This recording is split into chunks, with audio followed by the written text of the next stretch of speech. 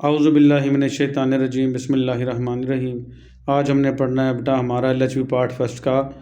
ये हमारी zero book के नाम से जो बुक है उसका पेज नंबर 107 है। उससे पढ़ना आज हमने हैमरेज। हैमरेज क्या होता है बेटा? जरियाने खून, खून का बहना, ब्लीडिंग जिसको इंग्लिश में कहते हैं। तो ये होती क्या है पढ़ते हैं, बाकायदा आगाज़ करते हैं बेटा। हैमरेज और ब्लीडिंग मीन्स, हैमरेज या ब्लीडिंग का मतलब है लॉस ऑफ ब्लड, खून का बह जाना, ज़ाया हो जाना, फ्राम ब्लड वेसल, खून की नालियों से। Bleeding normally occur in trauma cases, bleeding आम तौर पर होती है चोट के केसेस में। ट्रॉमा कहते हैं चोट को बेटा। Control of bleeding in injury cases is essential. इस ब्लीडिंग का खून के जारी होने को कंट्रोल करना बहुत ज़्यादा ज़रूरी है। एसेंशियल कहते हैं ज़रूरी होना। And should be dealt with an systemic manner, और इसको लाजमी तौर पर डील करना चाहिए एक सिस्टमिक तरीके से। मैनर कहते हैं तरीके को बेटा। Bleeding is classified into two ways. Bleeding की हम दो तरीके से क्लासिफिकेशन कहते हैं बेटा। एक इंटरनल ब्लीडिंग, इंटरनल कहते हैं अंदरूनी जो नज़र नहीं आ रही। फिर वो दूसरी होगी एक्सटर्नल ब्लीडिंग, एक्सटर्नल ब्लीडिंग नज़र आती होती है। तो इंटरनल ब्लीडिंग देखेंगे बेटा, this type of bleeding occur inside the body. इस किस्म की जो ब्लीडिंग है वो जिस्म के अंदर होती है।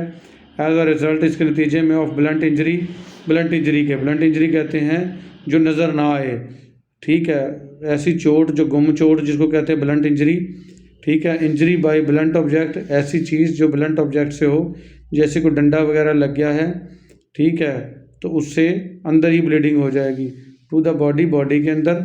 एग्जांपल के तौर पर चेस्ट जैसे सीना हो गया, एब्डोमिन पेट हो गया, ETC वगैरह वगैरह।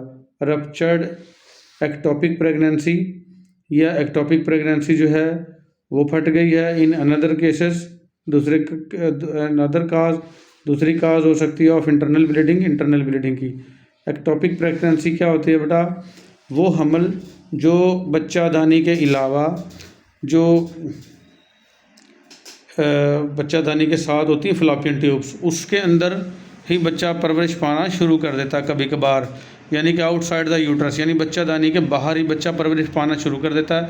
उस प्रेगनेंसी को एक्टोपिक प्रेगनेंसी कहते हैं।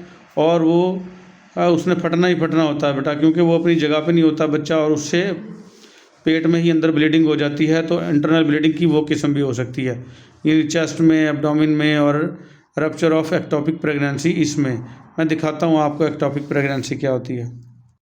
ये देखें बेटा, ये एक्टोपिक प्रेगनेंसी थी, ये वाली देखें, ये बच्चादानी है और ये अंडादानी है जिसको ओवरी कहते हैं। ओवरी से एग बना, एग यहाँ तक आता है बेटा, और स्पर्म भी यहाँ से वजाइना के रास्ते यहाँ तक पहुँचते हैं। प्रेगनेंसी स्टार्ट तो यहीं से होती है, लेकिन ये प्रेगनेंसी स्टार्ट होने के बाद ये जो जाइगोट है इसने आके यहाँ पे 9 मंथ स्टे करना होता है इस जगह बच्चादानी में। लेकिन अगर ये यहाँ ना पहुँचे तो यहीं नशोनुमा पाना शुरू कर देता है, और ये इसने फटना ही फटना है, क्योंकि इसकी नशोनुमा पाने की जगह है ही नहीं। तो इसको कहते हैं एक्टोपिक प्रेगनेंसी, ठीक है। तो इन सूरतों में बेटा इंटरनल ब्लीडिंग हो सकती है। Internal bleeding, in internal bleeding अंदरूनी जो खून का जारी होना है, is lost inside the body, blood is lost inside the body, खून ज़ाया हो जाएगा बॉडी के अंदर ही। देयरफॉर, यही वजह है internal bleeding is not immediately obvious. तो इंटरनल ब्लीडिंग इतनी जल्दी यहाँ नहीं होती, ज़ाहिर नहीं होती। ऑब्वियस का मतलब होता है ज़ाहिर होना। तो अंदर का क्या पता क्या हो रहा है। Internal bleeding should be suspected in all trauma cases.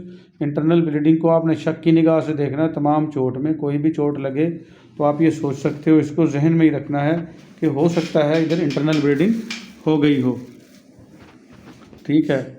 All injured patients, जितने भी इंजर्ड पेशेंट हैं, must be followed for the following science, मंदरा जेल साइंस और सिम्टम्स उसके लाजमी देखने हैं। वो कौन कौन से हैं कि शॉक में तो नहीं जा रहा मरीज़, यानी बेहोश तो नहीं हो गया। प्रोग्रेसिव एब्डोमिनल पेन, उसको लगातार पेट में दर्दें तो नहीं उठ रही। एंड डिस्टेंशन, और उसको परेशानी तो नहीं हो रही, तंगी में तो नहीं जा रहा। प्रोग्रेसिव डिफ़िकल्टी इन ब्रीथिंग, उसको लगातार सांस लेने में दुश्वारी तो नहीं आ रही। Science of increase intercranial pressure, cranium कहते हैं बेटा दिमाग, खोपड़ी की हड्डियाँ जो दिमाग की हिफाजत करती हैं उनको क्रेनियम बोन कहते हैं। और इंट्राक्रेनियल का मतलब वो जगह जहाँ दिमाग है, उन हड्डियों के अंदर टेंशन तो नहीं बढ़ रही, ठीक है, प्रेशर तो नहीं पड़ रहा। तो ये सारी की सारी किसकी साइन एंड सिम्टम्स हैं, इंटरनल ब्लीडिंग की। फिर आ जाएगा बेटा एक्सटर्नल ब्लीडिंग, बैरूनी ब्लीडिंग, ये तो साफ ज़ाहिर है सामने नज़र आ जाती है। This type of bleeding occur outside the body, इस किस्म की जो ब्लीडिंग है वो जिस्म के बाहर होती है। एज द साइट, उस जगह पर, and amount of this bleeding, और मिकदार जो है इस ब्लीडिंग की, कैन बी ऑब्जर्व्ड, इसका आप मुशाहिदा कर सकते हो। Therefore it is divided into minor bleeding और मेजर ब्लीडिंग, इसको हम दो हिस्सों में तकसीम करते हैं, माइनर ब्लीडिंग और मेजर ब्लीडिंग। माइनर कहते हैं एम से माइनर, और एम से मामूली, ऐसे याद कर लें, थोड़ी ब्लीडिंग, मामूली ब्लीडिंग। और मेजर का मतलब होता है स्वेयर यानी शदीद, ऐसे स्वेयर और ऐसे ही शदीद, शदीद bleeding.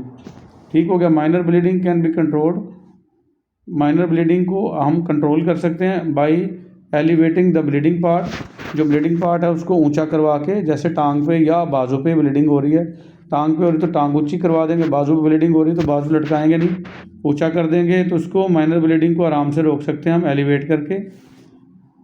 The bleeding part, bleeding वाले हिस्से को, and by applying pressure bandage, और इसके ऊपर हम प्रेशर बैंडेज कर सकते हैं, तो आसानी से ये माइनर ब्लीडिंग रुक जाएगी। And common type of minor bleeding is nose bleed, और एक आम टाइप जो है वो माइनर ब्लीडिंग की वो नाक से खून का बहना है, जैसे नक्शीर वगैरह छूट जाती है। Which is due to rupture of blood vessel in the nostrils, जो कि नाक के अंदर ब्लड वेसल्स के रप्चर होने की वजह से होती है। सोर्सेज क्या हैं, इसके ज़राए क्या हैं। Bleeding is also classified according to the source of bleeding, bleeding की हम मंदरजा झेल क्लासिफिकेशन करते हैं कि ज़रिया क्या है ब्लीडिंग का, आया कि ब्लीडिंग जो है वो आर्टरी से हो रही है, वेन से हो रही है, चोट की सूरत में हो रही है, इसके सोर्स की बुनियाद पर करेंगे, जैसा कि आर्ट्रियल, आर्टरी से ब्लीडिंग होना, वेनस, वेन से ब्लीडिंग होना, एंड कैपिलरी, और कैपिलरी से ब्लीडिंग होना। आर्टरी जो है बेटा दिल से ऑक्सीजन वाला खून पूरी बॉडी में लेके जाती हैं, वेन पूरी बॉडी से कार्बन डाइऑक्साइड वाला खून दोबारा दिल की तरफ लेके जाती हैं, और कैपिलरीज इंतहाई बारीक होती हैं जो आर्टरीज और वेन्स का आपस में रब्ता करवाती हैं। तो इनकी तारीफ़ें लिख सकते हैं आप। तो फिर आ जाएगी बेटा इसमें first of all arterial bleeding, artery से होने वाली ब्लीडिंग। आर्टरियों की पहचान ये है बेटा, ये फुदकती हैं और इनमें हरकत होती है, जैसे हम पल्स महसूस करते हैं, दिल की धड़कन चेक करने के लिए हम रेडियल पल्स देखते हैं, या ब्लड प्रेशर चेक करने के लिए हम ब्रेकियल पल्स देखते हैं। तो ये कौन सी होती हैं, आर्टरियाँ, जो फुदक रही होंगी और दिल से ऑक्सीजन वाला खून पूरे जिस्म को पहुंचाएंगी, वो क्या कहलाते हैं, आर्टरी। और इसमें प्रेशर बहुत ज़्यादा होता है, खुदा ना खास्ता यहाँ से ब्लीडिंग हो तो खून के फुवारे छूटते फील होंगे आपको। It is bright red in colour, ये इंतहाई ब्राइट रेड होंगी कलर में। And the blood flow is in spurts, और ब्लड फ्लो जो है वो बहुत ज़्यादा जहाँ फिशानी से निकलेगा, स्पोर्ट्स कहते हैं जहाँ फिशानी से तेज़ी से फवार की सूरत में निकलना, सडन तेज़ी से, एंड फोर्सफुल स्ट्रीम, ताकतवर नदी बहेगी खून की। और इसमें ब्राइट रेड क्यों होता है बेटा, क्योंकि इसमें ऑक्सीजन वाला खून होता है। ये भी पहचान है बेटा, जो ऑक्सीजन वाला खून होगा वो ब्राइट रेड होगा, और जिसमें कार्बन डाइऑक्साइड होगी वो पर्पलिश होगा। तो ये ब्राइट रेड ब्लड होता है इसमें, और जब इसमें रप्चर होगा तो स्पोर्ट्स होगा, सडन तेज़ी से खून निकलेगा, depending on the size of artery. और ये डिपेंड करेगा कि आर्टरी कितने साइज़ की थी, खुदा न खास्ता शरीयान आज़म जैसे गर्दन में होती है, यहाँ से अगर कट गई तो फुहारे के फुहारे निकलेंगे और चंद ही मिनटों में बंदे की मौत हो जाएगी। जैसे कि आपने कभी जानवर ज़िबा होते देखा हो, जब हम गर्दन काटते हैं तो आर्टरियाँ कटती हैं उसकी, और फुहारों की शक्ल में खून सारा का सारा बॉडी से निकल जाता है। ठीक है।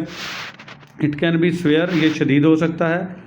If the arterial bleeding is not stopped, अगर आर्टरी वाली ब्लीडिंग आपने नहीं रोकी इमीडिएटली, फ़ौरन ही, it can lead to shock, ये फ़ौरन आपको बेहोश कर देगी, and death within a minutes, और मिनट्स में ही डेथ हो जाएगी।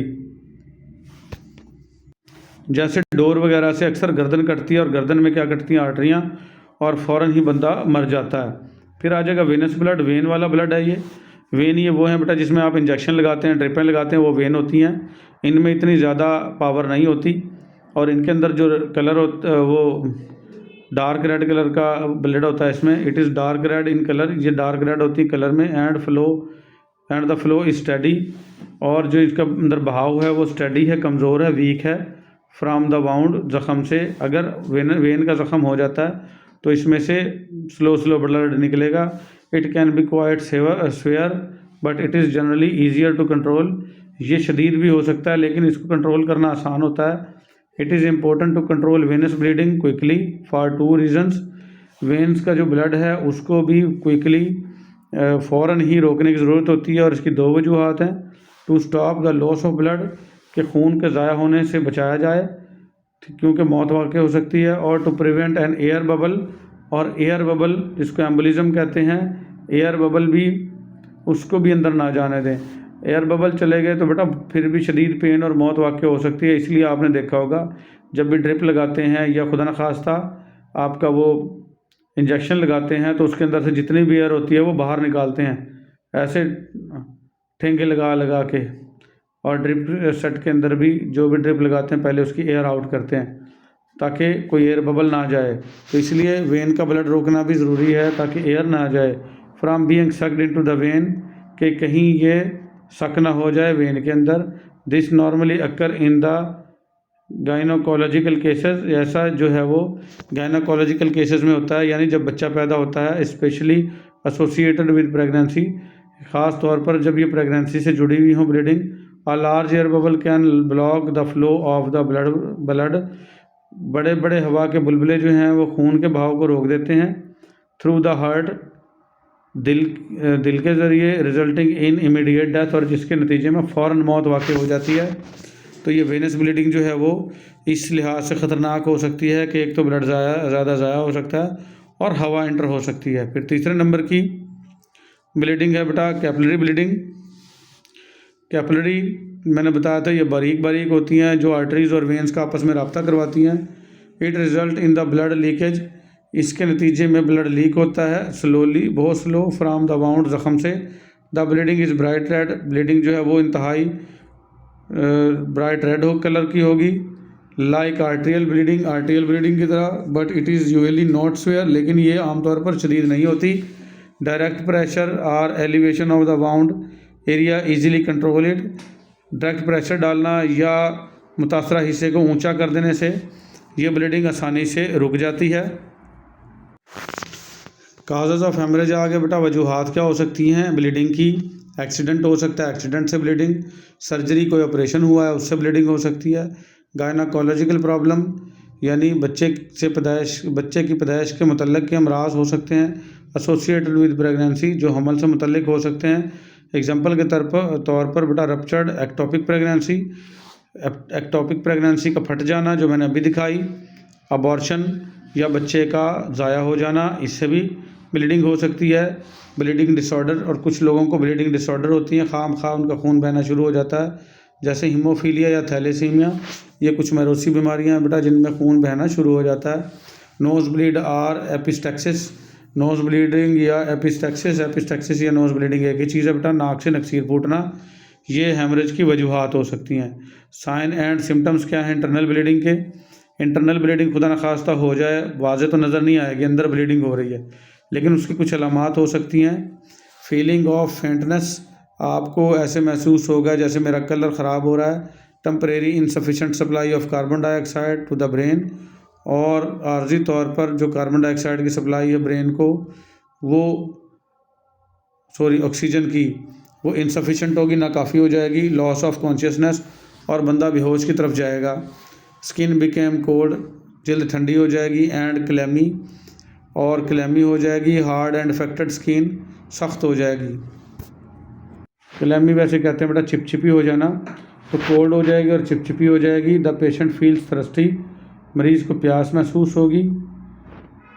There is a rapid and shallow having little depth pulse, तेज़ और बिल्कुल हल्की हल्की सी पल्स महसूस होगी और तेज़ महसूस होगी, उसमें पावर नहीं होगी। देयर में भी इंक्रीज एब्डोमिनल पेन, उससे पेट में दर्द भी महसूस हो सकता है। एंड डिस्टेंशन, और बेचैनी हो सकती है। अक्कर विद गैस, जैसा कि गैस से होती है। And air accumulate in the abdomen, या पेट में हवा भर जाने से बेचैनी होती है। इस तरह की बेचैनियाँ हो सकती हैं। इंटरनल ब्लीडिंग की सारी वजूहात हैं बेटा। इंक्रीज डिफ़िकल्टी इन ब्रीथिंग, सांस लेने में दुश्वारी हो सकती है। पर्सन बिकम्स रेस्टलेस, जो शख्स है जिसको इंटरनल ब्लीडिंग हो रही है वो बेआराम हो सकता है। एंड नर्वस, और नर्वस हो सकता है। Feel excited and want to rest, और एक्साइटेड महसूस करता है और रेस्ट करना चाहता है। ये क्या हैं? इंटरनल ब्लीडिंग के अलामात हैं। Sign and symptoms of intracranial bleeding, अगर क्रेनियल दिमाग के अंदर, खोपड़ी के अंदर अगर अंदर दिमागी चोट है, अंदरूनी ब्लीडिंग है, तो उससे इंट्राक्रेनियल ब्लीडिंग, उसके साइन एंड सिम्टम क्या हो सकते हैं? सवेयर हेडेक, शदीद सर में दर्द, सर की चोट वाले की बात हो रही है बताइए, और अंदर ही ब्लीडिंग हो गई है, दिमाग में इतनी शदीद चोट लगी कि इंटरनल ब्लीडिंग हो गई है।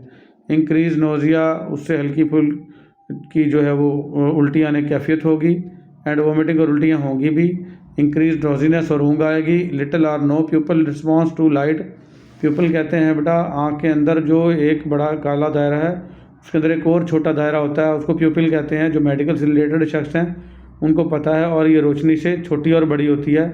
तो अगर सर की चोट है तो ये प्यूपिल जो है वो ठीक से रिफ्लेक्ट नहीं करेगी रोशनी से, और शॉक में चला जाएगा, सदमे में चला जाएगा, बेहोश हो जाएगा बंदा।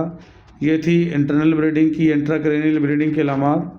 फिर आ जाएगा एक्सटर्नल ब्लीडिंग। क्या होती है एक्सटर्नल ब्लीडिंग? आ जाएगा bleeding from one or more areas of the body, bleeding जो है जिस्म के एक या एक से ज़्यादा हिस्सों से होना। इधर फ्रॉम कट और अब्रेशन, हत्ता के छोटे से कट या रगड़ लगने से होना, ये एक्सटर्नल ब्लीडिंग नज़र आ रही होगी, आम सी बात है। द हार्ट रेट इंक्रीज, इसमें दिल की धड़कन बढ़ जाएगी। द स्किन बिकम्स पेल, जल्द का रंग पीला हो जाएगा। एंड क्लैमी, और चिपचिपा हो जाएगा। एंड कोल्ड, और ठंडी हो जाएगी जल्द। फिर आ जाएगी नोज़ ब्लीडिंग, नाक से ब्लीडिंग होना। It is one of the common cause of external bleeding, नाक से ब्लीडिंग होना यह भी बैरूनी ब्लीडिंग की एक आम वजूहात में शामिल है। One notice fresh bleeding from nose, जब भी कोई शख्स नोटिस करे कि उसके नाक से फ्रेश ब्लड आ रहा है, यूजुअली विदाउट पेन, और आमतौर पर दर्द भी नहीं हो रहा। द अमाउंट ऑफ ब्लीडिंग में भी स्मॉल और लार्ज, और खून की मकदार थोड़ी भी हो सकती है और ज़्यादा भी हो सकती है। ये थी नोज़ ब्लीडिंग। तो फिर आ जाएगा कंट्रोल ब्लीडिंग। ये ब्लीडिंग तो हमने देख ली, इंटरनल, एक्सटर्नल, क्रेनियल, आर्टरियल और अपना वेनस, सारी ब्लीडिंग देख ली, नोज़ ब्लीडिंग देख ली। तो कंट्रोल ऑफ ब्लीडिंग जो है बेटा वो पढ़ेंगे हम अगले लेक्चर में कि ब्लीडिंग को कंट्रोल कैसे किया जाता है। तो आज के लिए हमारा इतना ही, मिलेंगे हम अगले लेक्चर में। अल्लाह हाफिज़।